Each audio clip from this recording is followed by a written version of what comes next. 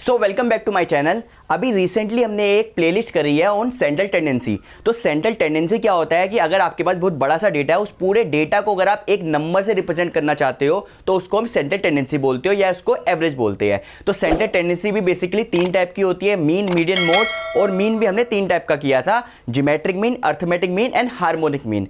तो ये बेसिकली कहाँ यूज होता है कि आपके पास बहुत बड़ा सा डेटा है, मतलब स्टूडेंट का डेटा है 5000 स्टूडेंट्स है, या कोई आपके पास कस्टमर का डेटा है, वो कितना आपको पे कर रहे हैं, अगर उसका आपको एक एवरेज वैल्यू निकालनी है, मतलब वो एक नंबर पूरे डेटा को रिप्रेजेंट करे, that is called central tendency. But question ये आता है क्या सेंट्रल टेंडेंसी एनफ है पूरे डेटा को एनालाइज करने के लिए? तो चलो देखते हैं। सपोज हमारे पास कुछ नंबर है, सपोज एक्स हमारे पास है 5, 6 एंड 4, ठीक है। दूसरे वाले केस में सपोज हमारे पास y है, y का डेटा हमारा 1, 1 एंड 13। क्लियर? दोनों में 3 डेटा पॉइंट है। इसका अगर मैं मीन निकालूं तो कितना आएगा?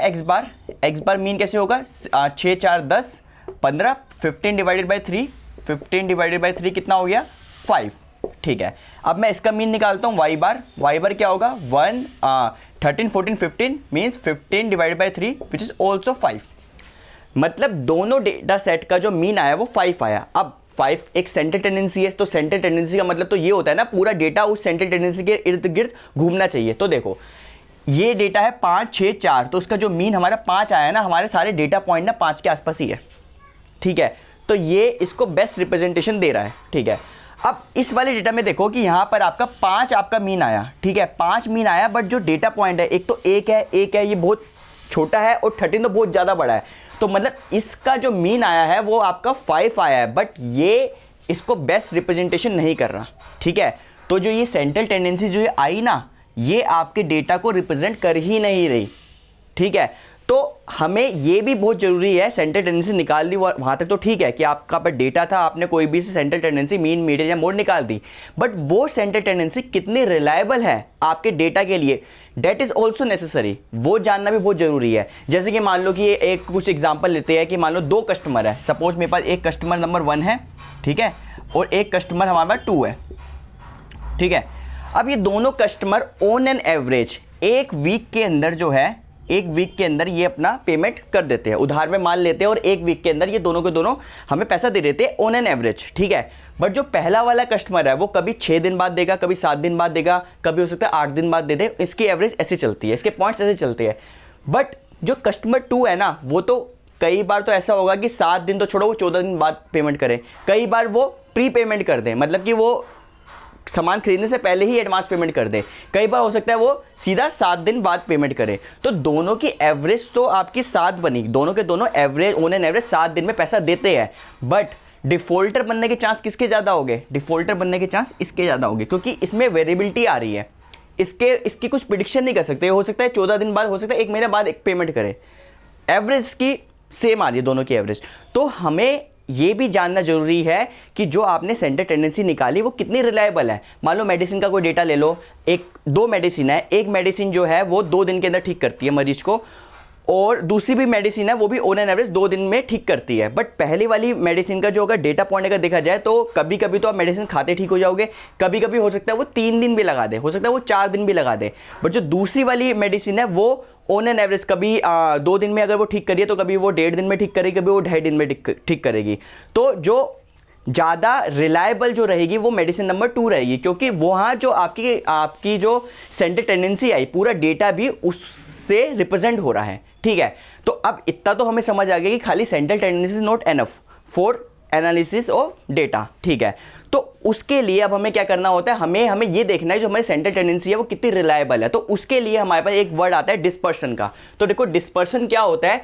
डिस्पर्शन आपका डेटा सेंट्रल टेंडेंसी से कितना स्प्रेड हुआ पड़ा है, उसकी कैलकुलेशन के लिए हम डिस्पर्शन फाइंड करते हैं, ठीक है। तो मेजर ऑफ डिस्पर्शन क्या है कि आपका जो सेंट्रल टेंडेंसी या आपके डेटा से कितनी दूर है, ये कितनी पास है। तो वो निकालने के लिए हमें एक बार इसकी डेफिनेशन पढ़ते हैं properly. Dispersion is a spread of data और variation of data from central tendency और एवरेज।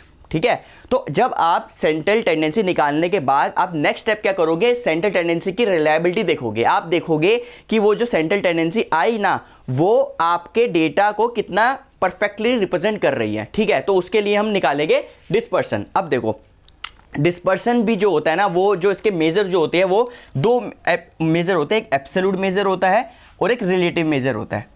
एब्सोल्यूट और रिलेटिव मेजर में क्या फ़र्क है, तो देखो एब्सोल्यूट मेजर जो होगा आपको विद इन द यूनिट देगा। मान लो कि आपके पास सपोज हाइट का डेटा है, वो फीट के अंदर डेटा है, तो जब उसका मीन मीडियन जो भी निकालोगे वो आपका फीट के अंदर ही आएगा आपका आंसर, ऑब्वियस सी बात है।